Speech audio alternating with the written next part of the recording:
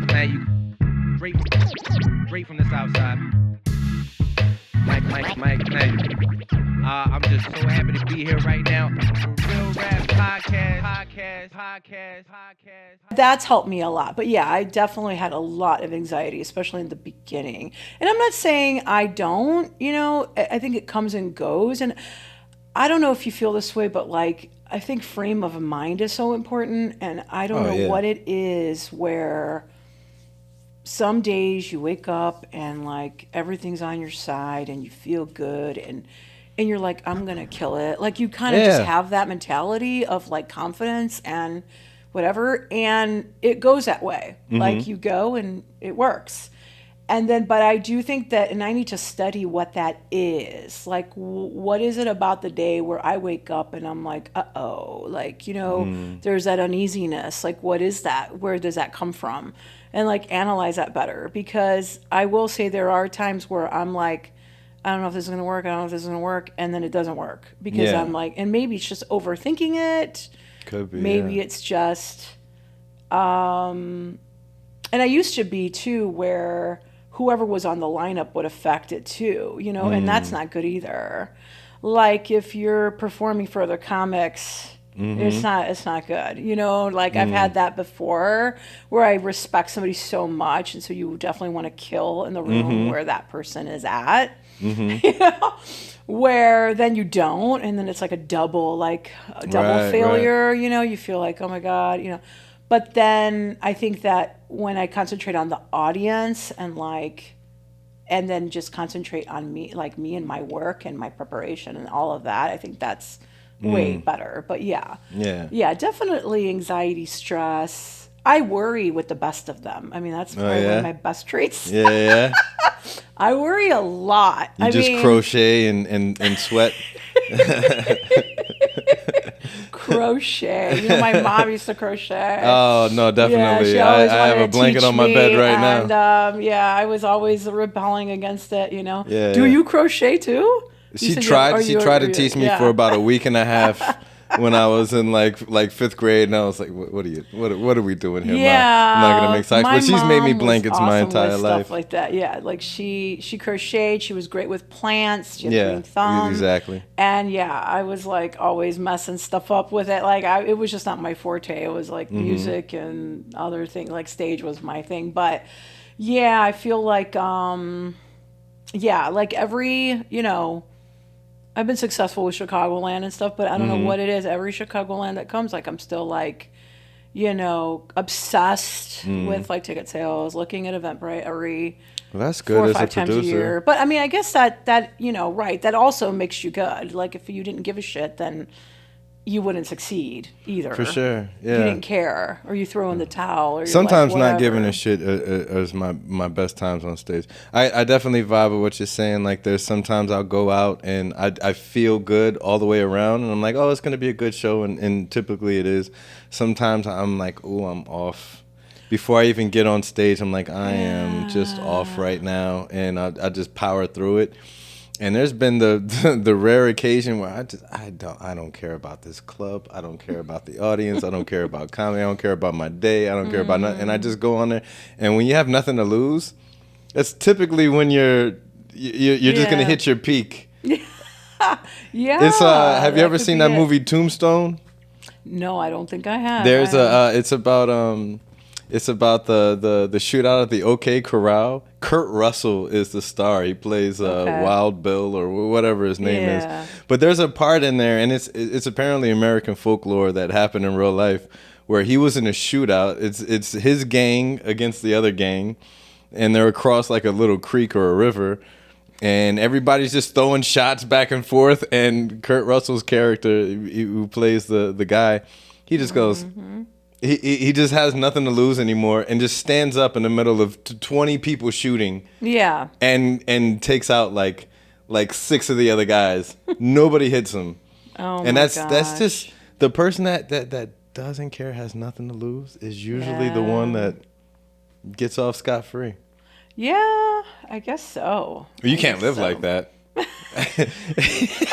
right? That's a very. Maybe I just won't show up to work today. I don't really care. Yeah, that is a very low gas tank. Yeah, you can't do that every day. No, I'm But not yeah, kidding. I totally get the off part, Yeah. being off. Like, and I think that could be a lot with like your own personal life or things that are going on, or your brain just not working right that day. You have brain fog for some odd reason. There's something running in the background of the Yeah, processor. yeah, maybe there's something running in the background of the processor. Yeah, for sure.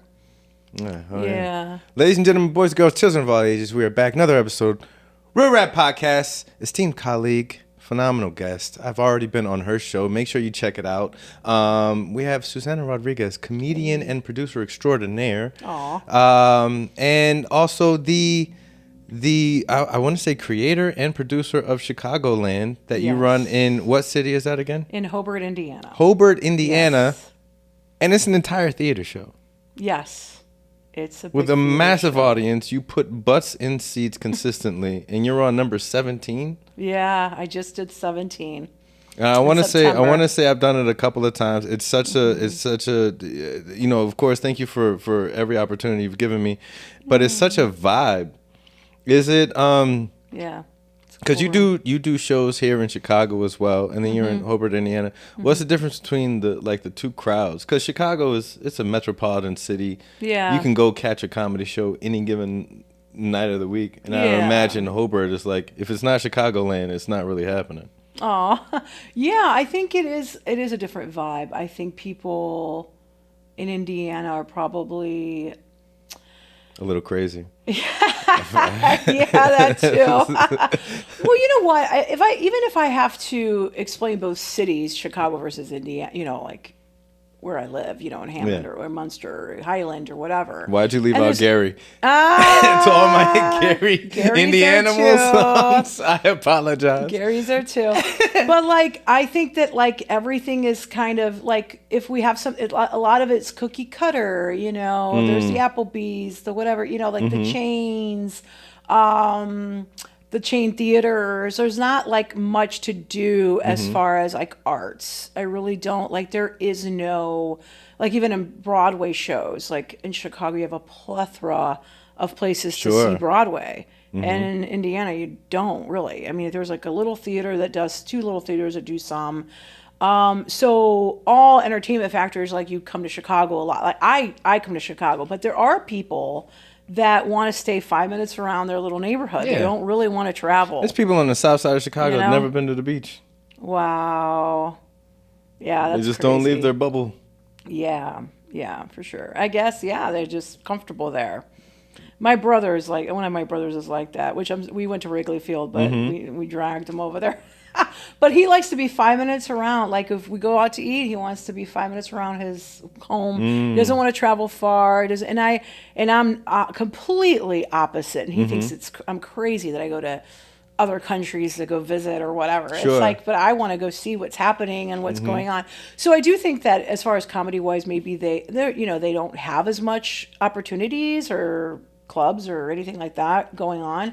So I think it works, I think that they are like more grateful and thankful for comedy. Like Okay. I just see that a lot. Thanks so much for doing the show. And like, we love it. We'll keep coming. And I mean, I had like these people last couple shows ago buy 2 tables, and then the next show I announced it, and I mean day of buy 2 tables. Wow.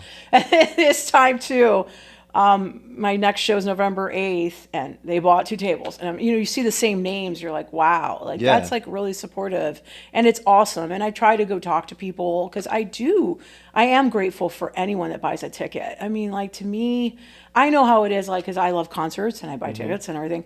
And I mean, just, searching and all that. A lot of people don't like to do that. And I mean, I'm into a lot of bands, so I'm like, oh, when are they Yeah, of coming out? course. And just that effort of like sitting down, going like, and commitment. I'm going to do this on this date, and it's going to be your show, and I'm going to buy a ticket. Like, to me, that's huge. You know It what blows I my mean? mind. Anytime somebody says, like somebody I know, is, oh, caught your show, da da da. I'm like, Wow, thanks. Like it's just an awesome. It's special. It's an awesome feeling. Yeah. I wanted to ask. So you're in the city quite often, right? But then you're in Hobart, and obviously there's two different mentalities, two different cities, two different vibes. And you've seen comedians that work on either side. What have you noticed? Somebody that makes it work in Chicago, and then they make it work in Hobart, slash where anywhere else. When somebody gets on stage, you're like, oh, they got something that catches everybody. Wow. You know what? I think when you're really funny, you're really funny. I mean, that's just, It's just I know funny. that sounds, That's a perfect that answer. just sounds what it, and I think adaptability is important and knowing the crowd. And I think that comes from, I love working with, like, I'm so glad that with Hobart too, it's such a big stage where I've gotten to book headliners. But I kind of see these headliners and I see what they're doing, and it's like, I think it's like it's a science. I think they treat it as a science, because I don't ever see them bomb anywhere. You know what I mean? Where you're like, and I do think that I don't know. I think funny is funny, because there's sometimes where I've seen people try bits or like premises of bits, like maybe where it gets a little dirty and it gets a little edgy in Indiana, and there's always that like, oh no, because like Indiana's can be more conservative. I don't know about Northwest Indiana. I mean, I think we've got a plethora of everything in there because we're so close to Illinois. But out saying the quiet part out loud can make them pull back a little. Yeah. Like, I feel like sometimes dirty cannot go right, but I feel like if you craft it in such a way and you're just really good at your craft, like, you can really get away with a lot, and people will find it funny, but it's because you're funny. I really do think that it just comes with years, but like, yeah, I think the people that can adapt in both cities, I think that there's something. I think that they're observers of what's going on more than the people that this is my set and this is what I'm doing, and I understand the whole like it or not, type of mentality. I'm gonna say this like it or not, I get that, but then again, bull in a china shop. Huh? I said a bull in a china shop. Yeah, but then it's like, yeah, you got to make sure it's really funny. And I mean, there's people that just have that knack to them, I think. And I think there's, factors, like there's people that just have it. And I think you've heard of that. And I'm not saying that if you don't have it, you can't get it. You know what I mean? Yeah. But I think there are people that are just naturally like funny people to be around, you know what I mean? Where they're just making you laugh at every turn, just in conversation, and so anything they say is gonna be more funny than, It's rare to have it and be a hard worker, right? Because some people are hard workers and they can make it. Yeah. Some people have it and they're not hard workers and they're not gonna make. Yeah. They're not gonna make it all the way. But when you have true. when you have them both together, those are usually not even usually. That's 100%. The rock stars every time. Yeah, I think of like, I mean, we were talking about athleticism before, but like, I love those stories where like, like the Scottie Pippen, where they told him like, you're never going to be a good basketball player. Like his coach did not believe in him, and he still made it work, and he still worked hard, and he still got it. You know what I mean? And with some capacity, of course there's a documentary and all of that. We feel like pay scale and all of that. But like, I think that if you can work hard, you can get it. I really think that it doesn't matter. If you work hard and work at it and keep writing, I mean, you're bound to get it. I mean, I remember talking to somebody and they were like, well, if you do something for 20, 25 years, you're just going to be good at it because you did it for 25 years. I'm like, yeah, that's true. Likability is a good thing too. But I think knowing your audience too, what works in each field, and a lot of these headliners too, I'm sure they travel out, they're in Idaho and Iowa and like places that maybe aren't as worldly as Chicago, I say that in a good way, worldly. I don't know. I was trying to think of where, I mean, people, I think it's what you're exposed to too. You know, I get like this is a funny, but I'm a big Maroon 5 fan, right? Okay. So I've seen them in different all these venues. Well, I went and saw them at a golf course in July. At a golf Which course. was ridiculous. I'll never do Whoa. it again. It was in Endicott, New York.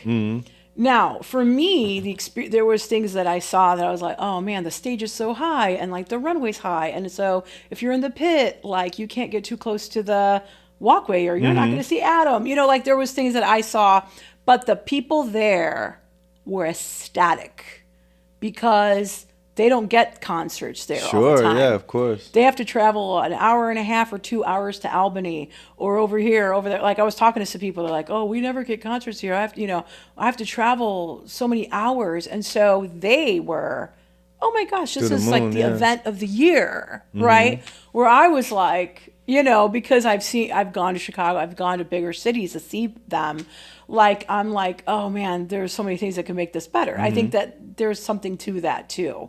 So, if you're going to a comedy club in Iowa, they don't see comedy a lot, you know what I mean? Like it'll work better too. But you got to know your people. I mean, and I think I don't know. I'm not a total big fan of like making fun of the crowd and stuff. Like I rather do like self-deprecating humor, but Sure. because sometimes that can turn on you. I've seen that where it turns, but I also think that a good comic can recover from that. Just Yeah. from seeing that. But No, absolutely. No, you definitely hear about it with like Kobe Bryant, like just the work ethic, because I hear those stories all the time. Like, yeah, I was at the gym at 6:30 and Kobe was already there. So the next day I went at 6:07 wow, and he was already there. So my the next day I went at 4 a.m. and he was in the sleeping bag. Wow, he was in a sleeping bag. Like, yeah, we were talking wow. a second ago. I asked you if you were a Seinfeld fan. Which, not while it was on, but I definitely became a Seinfeld fan through like reruns, Yeah. especially back in the day, and it would come on like 4 times a night, and it was just like, Larry David and all that other good stuff. Can you, because there's so many instances of this, when something like that Michael Richards at the Laugh Factory situation happens, are you able to still like watch it afterwards and compartmentalize, like, hey, this is the show, this is the art. I don't know about the artist, right, but I still appreciate the art. And you can run down the list. You got Jackson, Elvis, Kelly, gosh. whoever. Yeah. And there's definitely people that can do that and just be like, hey, I've loved this song for 10 years. Just because Buddy's a creep doesn't mean I'm gonna stop listening to. But can you That's separate funny. can you separate the two? Yes and no. I will say I can have an obsessive personality when it comes to like fandom of some people in the industry.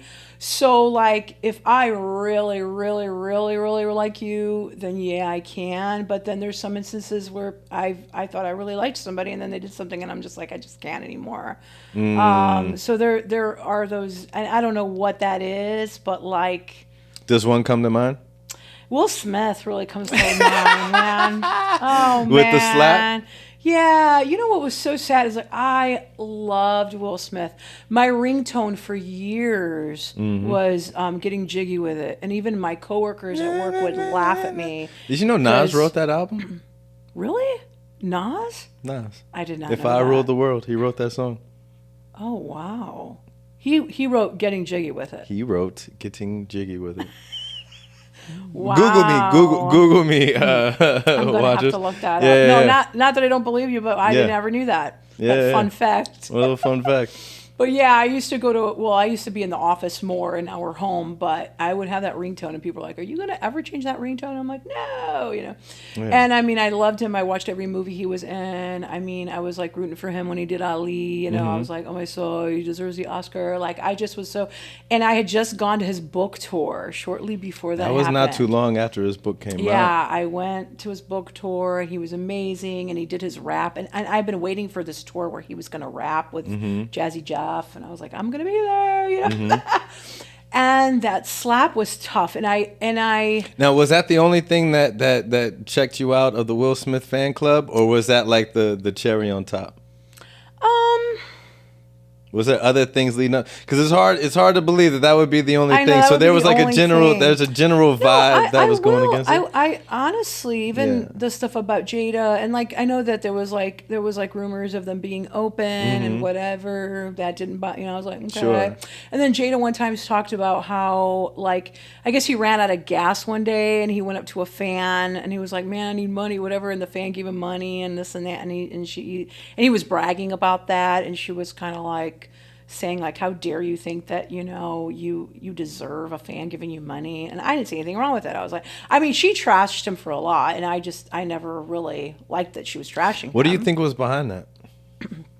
Now, obviously, Yeah. I wasn't in their room. I wasn't at their wedding. I didn't grow up in their household, so I can't speak to their relationship outside of, what everybody has access to, right? The TMZ tea or what have you. But it seems like front facing, Right. whatever's been exposed to the public, it seems like not I feel unhealthy. sorry. I do feel if- sorry for him, if that makes any sense. It definitely felt like she had some kind of sway over him that was in somewhat of a negative light, like almost like tearing him down, because he was one of America's superstars, and the pristine Fresh Prince, but typically, like, because in my mind, like, it's like. And this could just be the narrative my mind's painting, but it felt like she was like, yeah, I never really loved Will, but he was a good runner-up to Tupac. Or, you know what I mean? Like, or this and that, or just things, whatever she did on her talk show, and it just always felt like chipping away. Yeah, I agree with you. I actually, at his book tour, I remember him telling a story about how, he was like, be careful the people you have around you. And he's like, and be careful, like, who you lay next to at night. And my brain went to, like, whoa, like, you need to take your own advice, because, like, I don't really think she's good for you. You know what I mean? And so then when this all happened, I was like, whoa. And then I defended him for a while. Like, my brother called me and he was like, oh, I can't believe, and he goes, that's the real him. And I go, no, it's not. He's just a moment in time, blah, blah. And I did see, like, I think he did, he's back in music, and he did something in Europe. He did Manifest, and I did see part of his performance, but it's just not the same in my book. I'm just kind of like, but I will say, like, I do feel sorry for him. I mean, he doesn't need me to feel any certain type of way about him, but I do feel sorry for him. I feel like, I don't know what that is, if she's jealous, or I know that she had issues with her own father not being around, so I don't know if she's projecting like that hate onto him, but I'm kind of surprised that they're still together. Like, I'm kind of surprised that he hasn't been like, you know what, enough already. And I mean, even if you're in an open relationship, that's your business. You can do it. I don't think it works ever, because I think that you're playing with fire with it.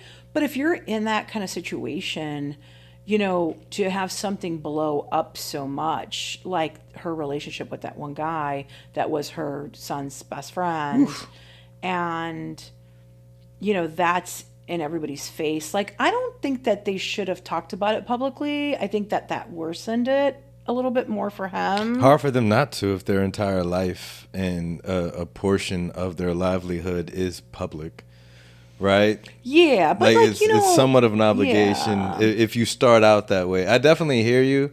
And by the way, it takes two to tango, right? There's her version, his version, and the truth somewhere in there. And so, who knows whatever he might have subjected her to in their relationship. But I wonder about, so you take a Jay-Z and Beyonce, for instance. Yeah. I don't hardly hear anything about them, because they don't project that. As far as I remember, Jay-Z's been a pretty private person. You really see him very rarely, and if you do, he's normally talking about some business venture. Yeah. But Jada and Will have been out there just la-di-da for us in the public. So their clean laundry and their dirty laundry ends up going on the on the well, wire. I feel like if your dirty laundry comes out, I don't know, like I've seen it with other people where dirty laundry comes out and it's like they don't really address it and it just goes away. But like if your dirty laundry comes out and then you pull the dirty laundry out and you want to clean it in front of everybody, you know, I just don't that red table talk where they had,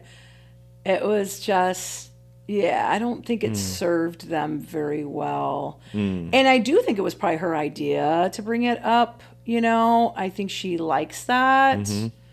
Little messiness. Yeah, I do think she likes the little messiness, and that I did this to him and he's still with me, and you know, there is that, and I don't know why it has to be that way, but there's definitely not necessarily people, but there can be moments in people's lives where you can become an addict to toxicity. Yeah. And you can run to like the toxic nature of whatever the situation, substance, whatever it is, and it's like, yeah, I know this isn't healthy, but fun's not the word, but it's like it's dynamic. You get addicted to like your blood rushing, your passion, your emotions, whatever those chemicals are. That's like, I'm about to go to war. It turns down the volume on everything else. Like you're gonna go be fulfilled at your 9 to 5. When you're just throwing spaghetti plates across the room, smashing them into the wall. Oh my God! Yeah, I agree with you. I think there are people that do not crave peace and harmony and calmness, and they get bored. There's a boredom to that or something. Sure. I think so. I think that's why some women like the crazy guy, or like the guy that's kind of a little bit abusive, or guys that like crazy women, you know what I mean? That's like bossy and like the tyrant or whatever, because they kind of like that. And I mean, a lot of it stems from childhood, I'm sure, and like we're all a product of our environment and what we're used to and what we enjoy and what we don't enjoy. But like, yeah, you have to kind of, I don't know. He's the biggest example, I think, because I just loved him so much, and then I was like, ugh. But then like there's other things that happen, like, you know, there was like Adam Levine had some shady thing going on with somebody he was texting and this and that, and then people were smearing him online. But I love Maroon 5 so much. I'm like, he could cheat on his wife, I would totally be fine with that. he gets a pass. Like I'm not there for him. I'm not there for him because I feel like, oh, he's a great family man. I'm there for him because I love his voice. I love the songs. I love like the way he struts on stage. Sure. You know, I've been there since Songs About Jane. And I've been there since the first album. Imagine Dragons too. They're a band that I just love, and I've been there since the first album. Chris Martin with Coldplay. Luckily, all of them are pretty decent guys. I mean, the whole Adam Levine wasn't too bad, but that was like really good too. Like he just apologized. He didn't talk about it. Nobody talks about it. He's been on podcasts. Nobody asks him about it. It's kind of under the rug. I think the wife kind of helped too. Like she came out the next day with him and went outside she had sunglasses on. So I don't know if she was covering up tears, puffy, but she was like, this is my man. You know what I mean? She kind of helped that situation a little bit. So, I mean, nobody really, other than me talking about it right now, nobody really talks about it, you know? But I do think that there's people that I've never really gravitated toward, like Aziz Ansari. I've never really was a fan of his comedy. Like I never really grabbed onto him. Like I didn't really know him very well. And then that whole thing happened, which I totally forgot about. I didn't think that was that big. Well, I just remember it because it was just like me too. It was like boom, one other another, and I would read the stories like, what did this guy do? You know, but I don't think what he did was. I think there was like a. Wow! Now that you bring up his name, I was going through my mental library, and I'm like, I haven't heard a peep from him in a minute. Yeah, I know. I heard that he did like the Comedy Cellar recently or something, but he's not out there. Like it's been a long Louis C.K. Louis C.K. removed himself from the public eye, but you still hear whispers. He's still out there doing this and that. He's being around. He'll pop up every once in a I blue. think he just did Chicago theater. Yeah. Like I saw. And I think he something. just dropped like a podcast with one of those big name whatever. Yeah, I think he was on Theo Von. Sure, recently. yeah. And he's another one too, which I know he's a smart comic, but I never really grabbed onto his comedy, and then that happened. And so I'm kind of like indifferent. Sure. Like, I've tried to watch him, but I think I have that in my head of what he did. And as a woman, I'm just kind of like, and people are like, well, he did ask for permission. But I'm like, it's just so weird for me. Like, even if you ask for permission, like, I don't know. Like, I'm sure there's guys that ask to have sex with you. You know what I mean? Yeah. Whatever. But I don't know. Like, that's like a whole different type of ask. And It's a kink and it's a taboo. And then why aren't you asking a fan outside that of the maybe thing. wants to hang out with you? And then you're like, hey, do you want to suck my dick or whatever you're going to ask the fan to do? They're enamored by you. But I think it's weird to ask that of somebody that's touring with you that is probably like this is a big opportunity for them. Yeah. You know definitely. what I mean? And so then it's like, okay, as a woman, if I say, no, I don't really want you to do that, are you going to take that out on me? And then I'm not going to ever feature for you again. It's definitely a form of essay for sure. Yeah. And I've heard. Because it's the power dynamic. Yeah, I've heard different like male comics defend him on podcasts, and I get it. And I understand, in his brain I did respect that he did apologize right away. I mean, he took 100% blame and he didn't try to sugarcoat it. So I do think that's great. But I also feel like I wasn't like 100, like I wasn't a fan of his where I was like always watching him in every city or like whatever. Like I'm not a huge fan of him, so I don't know. I can't really. Well, it's essentially. I'm indifferent. It's the same thing with Aziz Ansari. It's like, I don't have to watch you. You know what I mean? There's a plethora of other comedians, Sure. But like, I love Chelsea Handler. You know what I mean? Now, do I agree with everything she says? No. On stage? No, not everything. But I think she's funny. Sure. Like, I love men. I don't think every man is a bad guy. You know what I mean? I don't think that, and I mean, hopefully she doesn't hear this because I would love to feature for her. Sure, yeah, of course. Maybe I should stop talking about her. She's awesome. She has a good sense of humor. Yeah, I think she, I think it's good comedy. So yeah, but I don't have to agree with. I like Bill Burr's comedy a lot, but I have friends that hate him, because he does come across kind of male chauvinistic. But I think it's funny. I think what he says, there's a lot of truth behind what he says too. Yeah, you can't deny that. Like a lot of his bits have truth to it. But yeah, I think back to that whole canceling thing. Yeah, it's kind of hard. I think it just depends on who it is and what they've done. How about you? Can you kind of like, did you ever think like Michael Jackson was a pedophile? And are you like, oh, I still can listen to his music? Like, I probably won't play it. It depends on who. It really depends on who, a lot of the circumstances, right? You're hard pressed to find me just play R. Kelly. Yeah. But if I'm at a barbecue and it comes on, I'm not gonna run over and pull the cord out, Yeah. Or Okay. and somebody Yeah, somebody there. undeniable like Michael Jackson, you're not gonna. It's hard to even get away. Michael Jackson wasn't a pop, the king of pop. He's a piece of America. Like he actually put branches in whole other countries and nations and shaped the perception of what America is.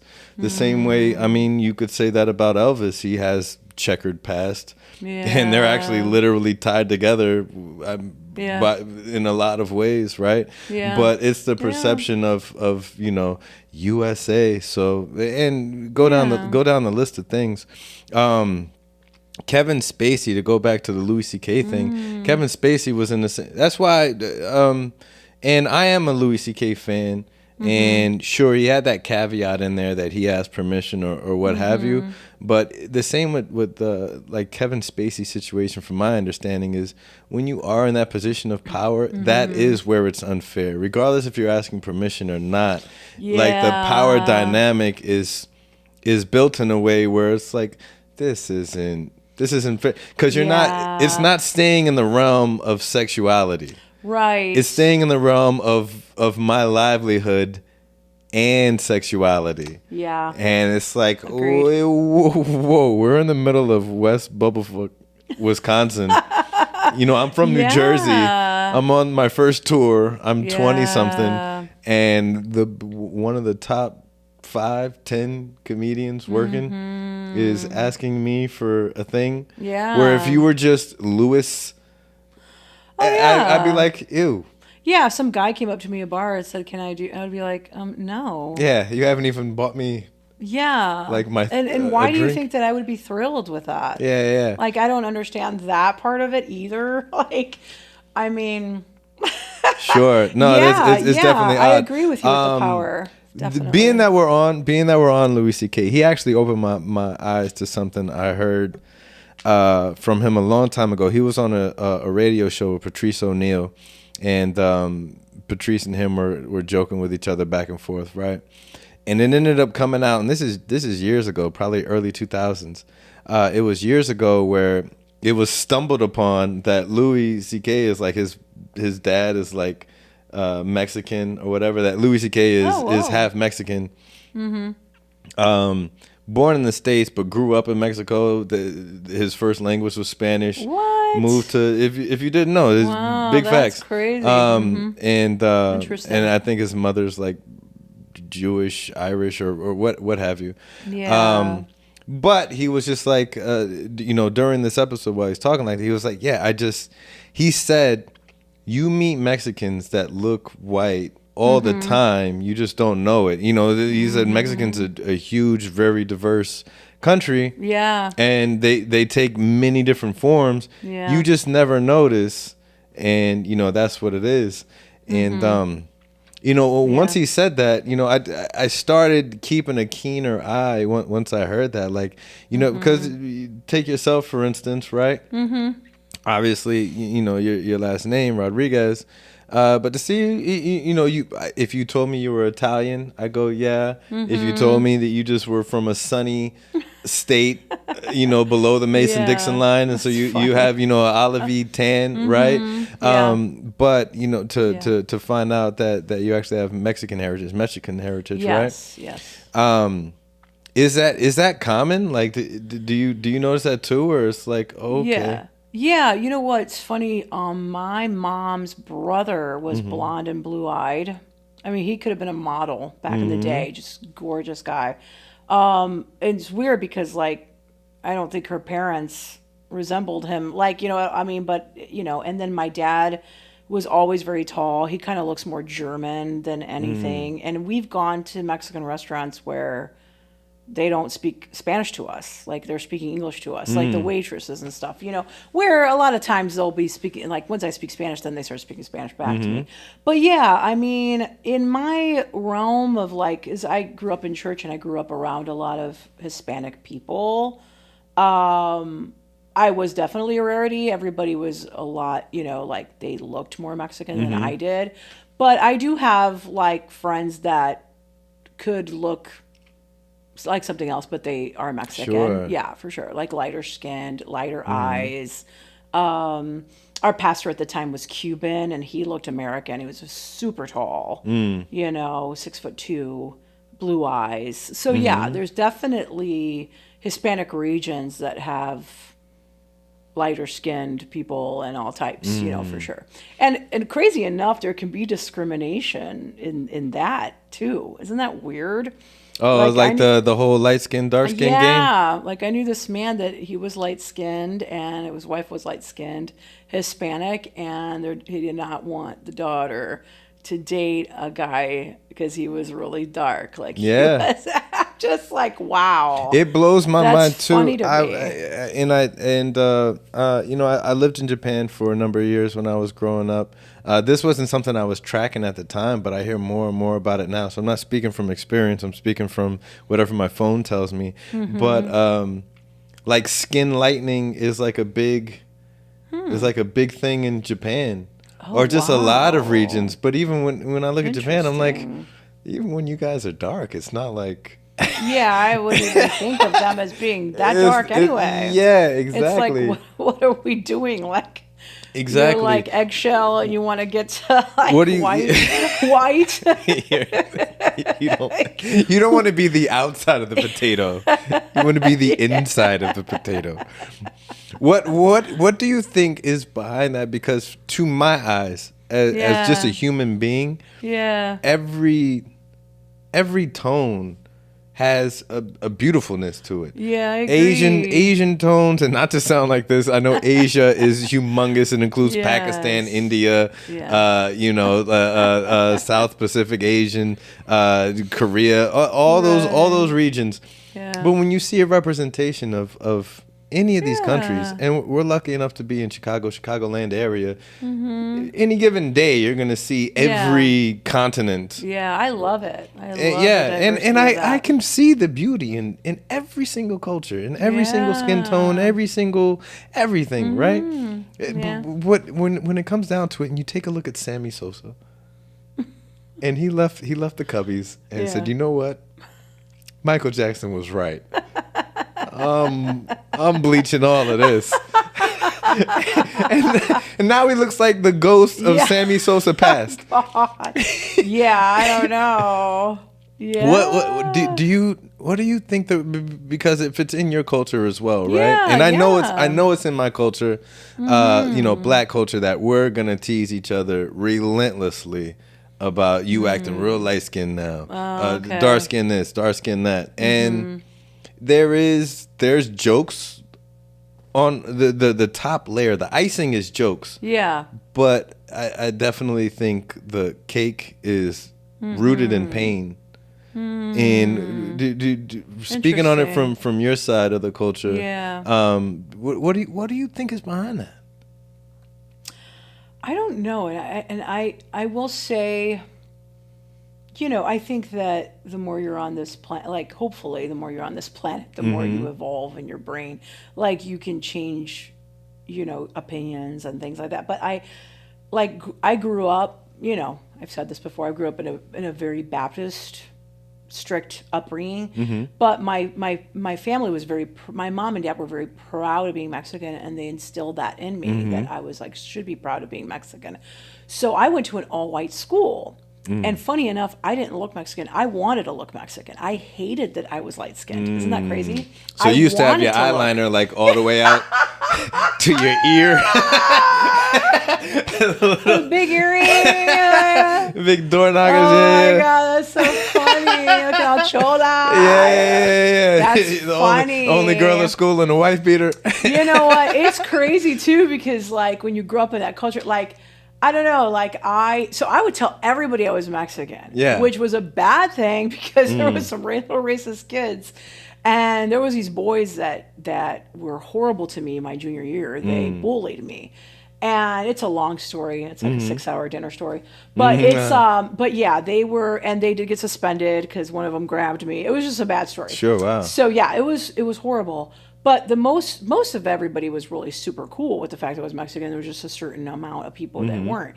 And then I feel like the power of trying to fit in is interesting too, because like the Hispanic culture is very like huggy, and you walk in and you kiss everybody on the cheek, and like very tender and loving, and I'm not saying that white culture isn't, but we weren't supposed to hug the opposite sex. This was a Baptist school too, so there was that barrier. But like it was a little cliquish at that school, and so it wasn't as welcoming. Plus, high school kids are brutal. Yeah, high school's tough. I wanted to get out of there. I was like, I just felt like everybody was like, a lot of people were very immature, and I was like, I can't wait to go to college. Like, I gotta get out of here. But like, my mom would make little tacos for us and aluminum foil for lunch, and then we would take it And I mean, it was great food, but when you're around a circle of people eating peanut butter and jelly, ham sandwiches, whatever, it's so crazy because I was almost embarrassed of my tacos, which is ridiculous. I hate to even say that out loud because my tacos were way better than anybody else's. And sometimes I would trade. I'm like, you want my taco for like peanut butter and jelly? And then I would tell my mom, I really want peanut butter and jelly, Mom. Like everybody has peanut butter and jelly at school. And she goes, that's crap. Like that's just like, that's not even nutritious. Yeah. Like that's not good food. Like, why do you want this? You never appreciate it during the time that what you're actually getting. Oh my God, yeah. And so we begged her, and she bought it. You know, I begged her, and she bought. You know, but she was like, "This is just for a snack. This isn't going to be your meal." Like I'm like, okay, you know, at least we got that. You know, but like, yeah, it's so dumb. It was so dumb. And then later on, like, you know, I went to college, and again, it was in this Baptist field, so they weren't welcoming of Mexican people dating white people and white people dating Mexicans. So of course, white people could not date black, and we were definitely not going to date black, supposedly, which is really horrible. Sure. Horrible way of thinking. And it was very judgy too. Like if you did something wrong, it was like if a girl had a baby out of wedlock. Sure, I mean, of course. she was a whore. Of course. You know what I mean? And described that way, and we could not hang out with her because we would probably get that disease too, which is ridiculous to me. And there was a part of the road for me where I snapped out of that, and I was like, wait a second, this isn't, like, you know how you have that little talk, like, this isn't right, this isn't right, this isn't right. And yeah, I snapped out of that, and I was like, okay, but by the grace of God, that could be me. You know, I could have slept with a guy, I could have gotten pregnant. Oh, yeah. Then I would be the one that would be ousted. And it didn't matter who I was, because it didn't matter that this girl, who she was, it could happen to any of us. And I'm leery of that too. When I see, I had a boss one time that from many jobs ago, not the one I'm at, but that was rude to people in front of other people, and she was kind to me, but I knew, I was like, it's only a matter of time that the script can be flipped, and she will be mean to me. She's not a respecter of persons. It just so happens that today she's yelling at this person or whatever. So I feel like it's a horrible mentality. But anyway, I snapped out of it, and I just decided that everybody, you know what I mean? We're all flawed. We can all make mistakes. We're all, and I'm with you. I like the diversity. I don't understand the disconnection of why we can't get along with everybody. Or to go back to something you were saying earlier, some people just like to stay 5 minutes away from home. Yeah. And they don't want to venture out. Like, no, hey, I know where everything is. I know that guy, the dude. I know Ernie works at the. I don't want to keep whatever that is over there. Yeah. I don't want your robot get to cars. Know. Right. I'm good with what I'm. Yeah. Something else I'm interested in, and I'm always whenever I have the opportunity to speak to somebody from another culture. I'm always I try and ask as many questions as I can. So we are under, but this is about to hit the second year of the new president of the United States, right? And I mean, during this second run, leading up to it, there was a lot to do with immigration, with the border, with everything. But a lot of the headlines, if I recall, a lot of the headlines were Hispanic culture, in a large margin, were making that move over to the conservative side and being in support of the current president, right? And then you're coming from, a place in Indiana where you said it's more conservative, probably center right value system, and do you have a finger on the pulse of the Hispanic community just in your atmosphere where you could speak to why that shift had started moving there? Because I think a lot of cultures ended up, there was a percentage that moved over to support the current president, but could you speak to it? Yeah. Wow, I know. I don't get it. I will say, in general, I don't like things that divide us. I hate it. And I think that's why, I I made a lot of friends in church, and they're friends to me this day. But I could be a friend of somebody that still goes to church, that still wears skirts, that doesn't drink. I can hang out with them. And they say, you know what, I don't want you to drink in front of me. I'm totally fine with that. I won't drink in front of them. I respect that. We can be friends. And then I can go out with a person that used to go to church, that drinks, that like whatever. I mean, doesn't have the morals of the church, and I can talk to them. I don't know. To me, when you're a friend to people, you're a friend to them in any stage of life that they're in. Sure. You know what I mean? It is very interesting to me because I think it just depends on who you talk to. Of course. Because my parents were immigrants. They came to this country to find a better life. I mean, why did people come to America? To find a better life. And every summer we would go to Mexico and visit my family out there. And if it wasn't in the summer, it was around Christmas time. And my mom, she was an angel, just a big heart walking around. Of course. She would load the car with purses, shoes, clothes. I mean, our pillows would be stacked with stuff. They would be rough. You know, she would take the pillow out. She'd put all this stuff in because that was a pillow. That was her pillow. Yeah. So you'd be sleeping on and robots. A boot would hit you or whatever, you know. And my dad would make the drive hours and hours and hours and hours, and because of my mom. My dad would never really go visit. He was just a quiet guy. He was just a distant type avoidant person. But my mom had a big heart, and she would bring everything. She helped one of my cousins become a hairstylist, bought her college and everything. My brother and I got together, and we paid for two of our cousins' college to get them a better life out there. My dad came 20 times to this country, undocumented, got shipped back, came again, shipped back. Did every job, painting, worked at restaurants, and he was called a wetback, he was called a spick. I mean, even after he got papers, you know, and he would tell me that. And I love that about my father. He was so calm that he would just take it, but it was for the better good to get a paycheck I hope I don't cry, but to get a paycheck for us. So it's really a tricky thing. I think that my mom came around and my mom told my dad, we're going to do it the right way. So they got an attorney with back then that worked for, an immigration attorney, paid a lot of money. You know, they paid quite a bit of money finally, and got it to work. Now, does everybody have that money? Or like, you know what I mean? Like my mom was very frugal. She was an Aldi person. She made all of our clothes.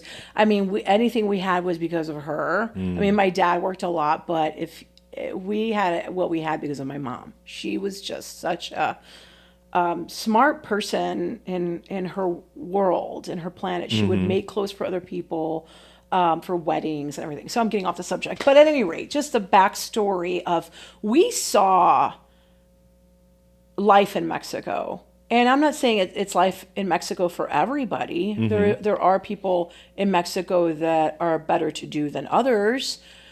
But we saw, like, you know, villages where like it was just rocks, and you'd have to go to the bathroom outside in an outhouse, or like poop or pee in a bucket. When you washed yourself, you would heat up water on a stove, and I remember being out there, and I loved hanging out with my cousins and my family and everything, but I'd come back to America and I wanted to kiss the ground that I was walking on, because I was so grateful and thankful to my parents for coming here. So there's that story. I think that the news and the media push so many different narratives. I don't even like to watch the news anymore because it's just too sad. And to talk about anxiety, that can give me anxiety. Sure. The state of the world. I don't like hate. I don't like, so all that being said, not a big fan of religion because that divides us. I'm not a big fan of politics because that divides us. And I think that there's something to be said about division, like divide and conquer. Didn't we hear that back in the day? Course. Like, I think the higher people up, whoever's controlling the little puppetry that's going on, because I don't think it's just Trump. I think there's a puppetry going Neither on do I. Yeah, right. of rich whatever. I don't know who it is, but they want us to be hating each other and yelling at each other and screaming at each other and on Facebook just ranting. And that just is, it doesn't serve me. I have opinions, but I can't wake up every morning pissed off. I told that to somebody the other day. I was talking about the state of America. I go, I can't be pissed off for 4 years. I can't, that's not going to work for me because I'm just going to cry. I'm going to go into a deep depression hole. And then what can I do about it?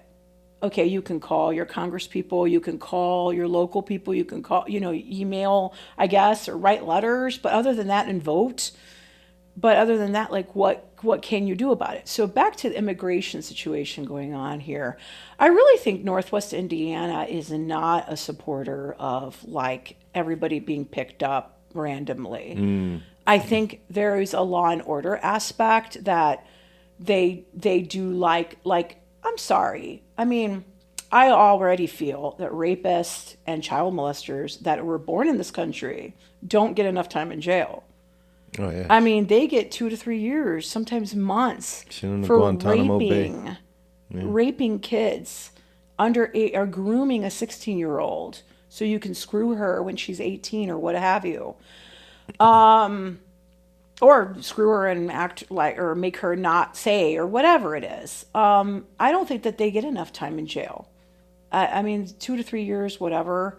It's a slap in the wrist. So I understand the fear of there's rapists, murderers, whatever.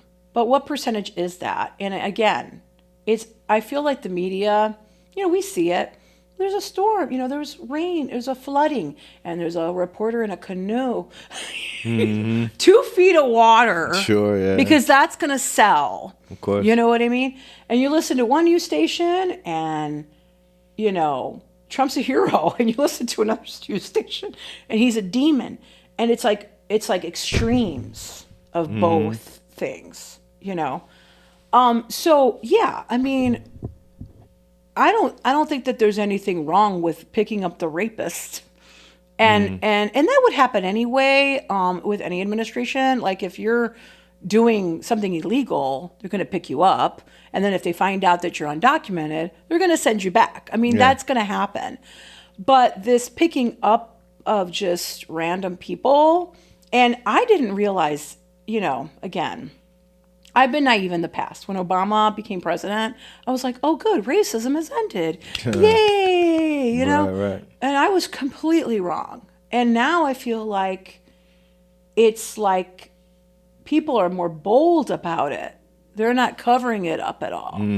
I don't understand. I mean, like, whoa. But the communities that I talk to and the people that are surrounding me are not happy with just anybody being picked up and taken out. I mean, if I feel like if an administration let you in and you came here and used that opportunity and you made something of yourself and you're working at a restaurant or you made a restaurant or you made a construction company or you're doing something for America or like you're a good citizen, you have a family, like I don't think that how does that better anybody? How does that better anybody?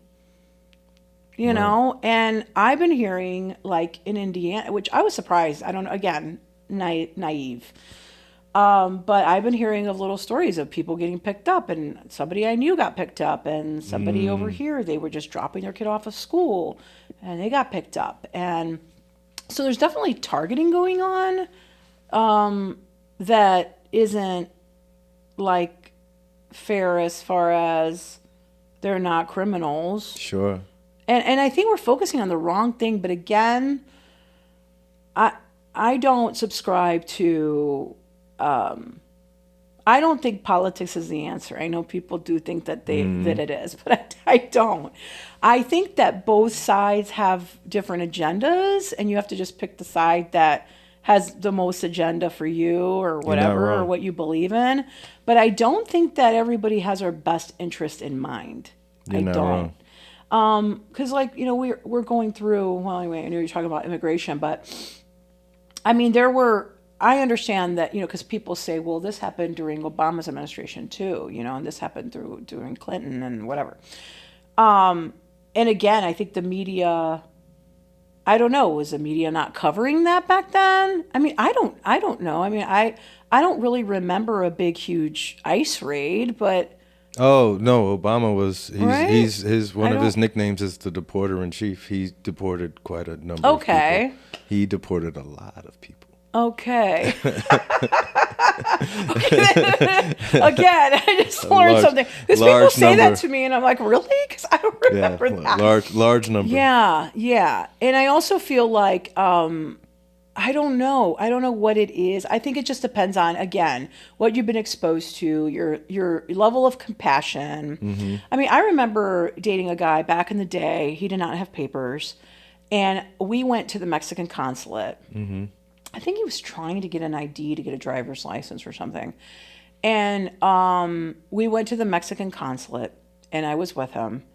And the people there that were also Hispanic were really rude to him. And I was taken back because in my brain, growing up in this country, I was like, oh, this is a safe haven for him. He's going to go in there and they're going to help him. And it's going to be like, you know, glory, you know? Yeah. And he went in there and they were rude. And I was like, wait, what's going on? Like, why are they being rude to him?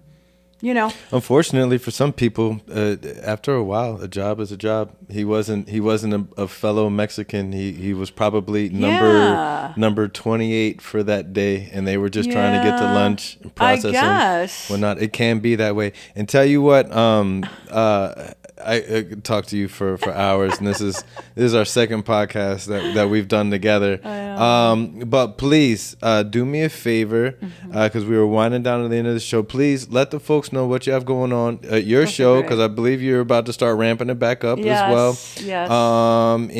Any shows that you want to promote as well, and where people can find you. I Camera's am right there. on Instagram. This one here. Yeah. Oh, I've been talking to the wrong one. Oh, yeah, they all pick it up. I'm on Instagram. I'm on Talkative Chick Comedy. That's my handle because I was most talkative in high school. And shocker. And, That was in the yearbook? Yeah, I was my senior superlative. I was most talkative. I beat out 33 people for that position, which I was very happy about. I have a show in Carmel, Indiana that's brand new, started in April or May, and it's been going really well. And that is October 23rd. Jim Flanagan's coming to that, so I'm really excited. Ooh, big. And then Chicagoland Stand-Up is November 8th in Hobart, Indiana. If you're in Hobart, come out and see me anywhere in Indiana there. And then I know I have something in Kankakee that I got booked for October 18th. But I'll post it on Talkative Chick Comedy. So, yeah, just reaching out to local producers and things and, you know, getting booked and stuff. So, yep. Hell yeah. Once again, I am Mike Knight Comedy on all the things. You made it this far, please like, share, subscribe, drop a comment. We covered a whole lot today. So we went all over the place. Yes. We went cultural. We went comedy production. We went presidential. Yeah. Immigration, Will the whole Smith. nine. Will Smith, Louis C.K. Aziz Ansari. There's a lot of Googleables in this episode, is what I'm saying. But again, Mike Knight Comedy, R.A.P podcast.